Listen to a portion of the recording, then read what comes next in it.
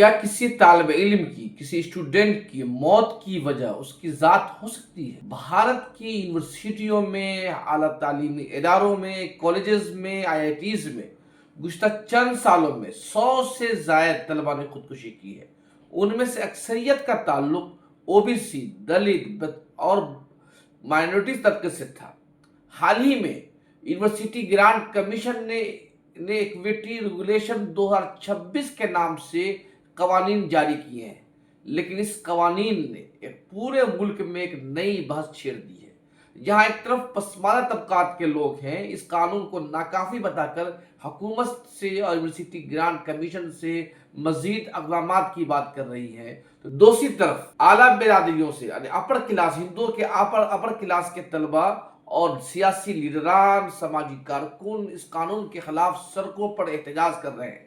ان کا دعویٰ ہے کہ اس قانون کی وجہ سے یونیورسٹیوں میں، کالجز میں، IITs میں پڑھنے والے اعلیٰ ذات کی طلبہ کو ہراساں اور پریشان کیا جا سکتا ہے اس قانون کی آڑ میں، اس لیے اس قانون کو ہٹایا جانا چاہیے۔ خود BJP کے کئی ممبر اسمبلی، ممبر پارلیمنٹ نے اس قانون کے خلاف احتجاج کیا ہے، اور اتر پردیش میں کئی لوگوں نے استعفیٰ بھی دے دیا ہے، اور اس کے خلاف سب سے زیادہ اتر پردیش میں احتجاج ہو رہا ہے۔ آج کی اس ویڈیو میں ہم اس پورے معاملے پر کیا یہ قانون کیوں بنایا گیا اور اس قانون کو لے کر احتجاج کیوں کیا جا رہا ہے، اس پہ آج ہم پوری تفصیل کے ساتھ بات کریں گے۔ مجھے امید ہے کہ آپ اس ویڈیو کو آخر تک دیکھیں گے، اور آپ سے درخواست ہے کہ آپ اگر انصاف نیوز آن لائن کو سبسکرائب نہیں کیا ہے تو سبسکرائب ضرور کریں۔ آپ دیکھ رہے ہیں انصاف news on line. University grant commission نے 13 جنوری 2026 کو نئے قوانین جاری کیے ہیں۔ ان قوانین کا جو بنیادی مقصد ہے، ہائر ایجوکیشن اداروں میں، کالجز میں، یونیورسٹیوں میں، IITs میں جو ذات پات کی بنیاد پر، مذہب کی بنیاد پر، برادری کی بنیاد پر ہونے والے امتیازی سلوک اور امتیازی رویے کو جڑ سے ختم کرنا ہے۔ اس قانون کے 4 بڑے بڑے نقطے ہیں۔ برابری کے مراکز، ایکول اپرچونٹی سینٹر، ہر کالجز میں، یونیورسٹی میں ایک ایکول اپرچونٹی سینٹر بنانا ہوگا، جس کا کام بیکورڈ کلاسز کے طلبہ کی مدد کرنا ہوگا۔ دوسرا، ایکویٹی کمیٹی، ہر ادارے میں ایک 10 رکنی کمیٹی ہوگی، جس میں آدھے ممبران یعنی 5 ممبران OBC، SC، ST اور خواتین سے ہوں گے، اور یہ کمیٹی شکایت ملنے کے 24 گھنٹے کے اندر کام کرے گی۔ اور ایک تیسرا پوائنٹ ہیلپ لائن ہوگا، طلبہ کے لیے 24 گھنٹے کے لیے ایک ایکویٹی ہیلپ لائن قائم کی جائے گی۔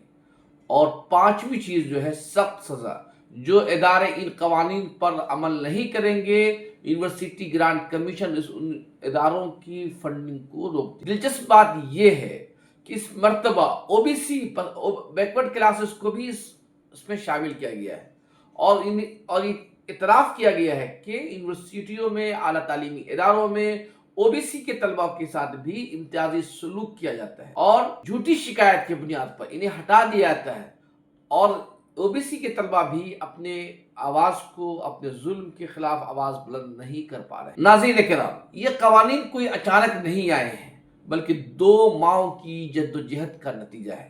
ایک روہت ویملا کی ماں ہے رادھیکا ویملا، دوسری پاٹل نڈوی کی والدہ آبدہ سلیم۔ 2016 میں حیدرآباد سینٹرل یونیورسٹی میں PhD اسکالر روہت ویملا نے خودکشی کر لی۔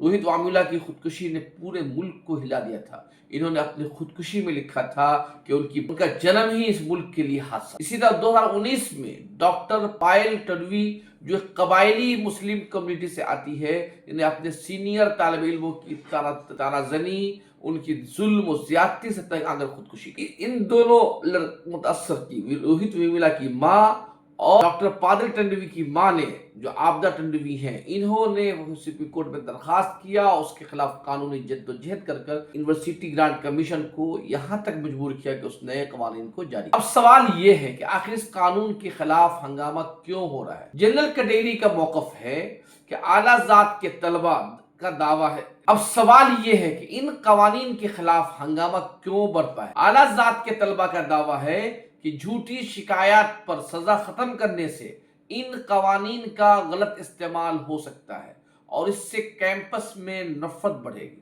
دوسری طرف پسماندہ طبقات کے حامیوں کا کہنا ہے کہ صرف قوانین بنانا کافی نہیں ہے۔ وہ کہتے ہیں کہ اکثر ان کمیٹیوں کی سربراہی ان لوگوں کے ہاتھوں میں ہوتی ہے جو اعلیٰ ذات کی برادریوں سے آتے ہیں، اور یہ جو اعلیٰ ذات کی برادری جن کمیٹیوں کے سربراہ ہوتے ہیں وہ انصاف نہیں کر پاتے ہیں۔ اس لیے صرف قانون بنانا کافی نہیں ہے، بلکہ اگر چاہتے ہیں کہ یہ قانون نافذ بھی ہو تو ان کے لیے آپ کو مزید اقدامات کرنے ہوں۔ اب دیکھیں حالیہ دنوں میں یونیورسٹی میں آئی آئی ٹیز میں کئی طرح کے بھید بھاؤ کے معاملے سامنے آئے ہیں۔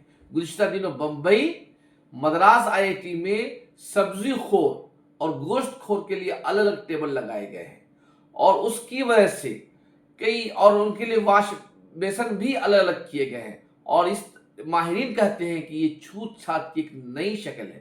جب کسی طالب علم کے کھانے کو ناپاک کہا جائے گا اور اسے الگ کر دیا جائے گا تو اس طالب علم کی ذہنی جسمانی دونوں پر اثر انداز ہوں گے۔ 2014 سے لے کر 2021 تک درمیان ہونے والی 122 خودکشیوں میں 56% طلبہ کا تعلق پسماندہ برادریوں سے۔ یونیورسٹی گرانٹ کمیشن کے ڈیٹا کے مطابق 2019 سے 2024 کے درمیان ذات پات کی بنیاد پر ہونے والی شکایات میں 118% کا اضافہ ہوا ہے۔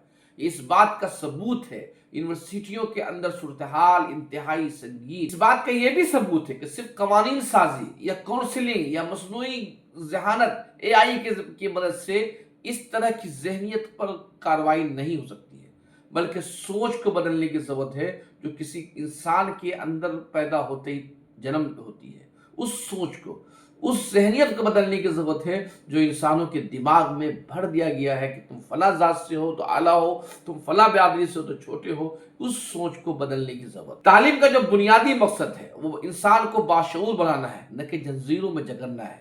طریقے سے لوگ سمجھ نہیں رہے یا پھر وواد بنایا جا رہا ہے؟ دیکھیے، اس میں ایک بات بہت ونمرتا سے آشوست کرنا چاہتا ہوں، کسی کو اتپیڑن ہونے نہیں دیا جائے، کوئی بھید بھاؤ نہیں ہوگا، کوئی ڈسکریمنیشن کے نام پہ کسی کو بھی مس یوز کرنے کا ادھیکار نہیں رہے گا۔ اس میں یو جی سی ہو، بھارت سرکار ہو یا راج سرکار ہو، اس کی دائتو رہے گی۔ میں آشوست کرتا ہوں اس کو جو ویوستھا ہوئی ہے، بھارت کی کچھ بھی ویوستھا ہو سمویدھان کی پریدھی کے اندر ہوگا، اور یہ جو وشے آئی ہے یہ تو سپریم کورٹ کی نگرانی میں ویوستھا ہے۔ اس میں آشوست میں فیل کرنا چاہتا ہوں کوئی بھی